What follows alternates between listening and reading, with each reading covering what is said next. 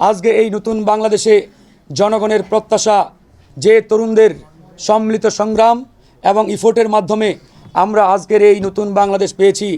এই তরুণরা যাতে ভবিষ্যতে বিভাজিত না হয়, এদের মধ্যে যাতে কোনো দূরত্ব না থাকে, এরা যাতে কোনো আগ্রাসী কিংবা ধনতান্ত্রিক শক্তির বিভাজনের মধ্যে পড়ে এদের যে উদ্যম, এদের যে স্পিরিট, এদের যে তারুণ্য, এটি যাতে নষ্ট না হয়, এটি যাতে বিনষ্ট না হয়, এটি এদেশের মানুষ সবসময় দেখতে চায় এবং তাদের মধ্যে একটি আকাঙ্ক্ষাও রয়েছে।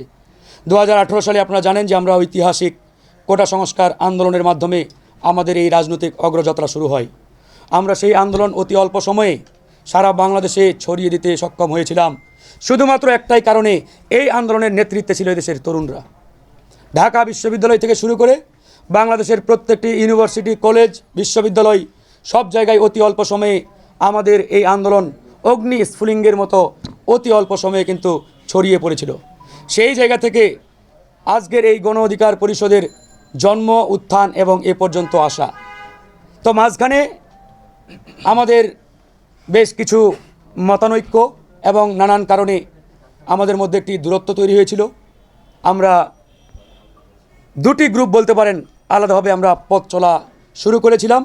তো যাই হোক, আমরা আলাদাভাবে পথ চললেও আমাদের হৃদয়ে, মননে, মস্তিষ্কে একটাই রাজনৈতিক দল, একটাই রাজনৈতিক আকাঙ্ক্ষা, সেটি হচ্ছে গণ অধিকার পরিষদ।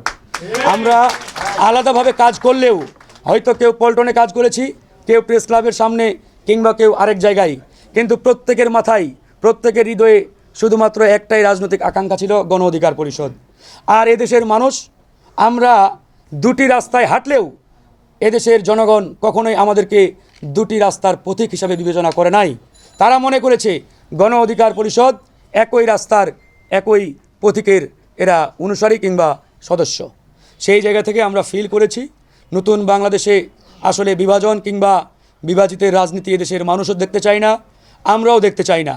এই তরুণদের নিয়ে অতীতে অনেকেই খেলেছে, অনেকেই এই তরুণদের ব্যবহার করে রাজনৈতিক সোপানে যাওয়ার সিঁড়ি হিসাবে তাদের ব্যবহার করেছে।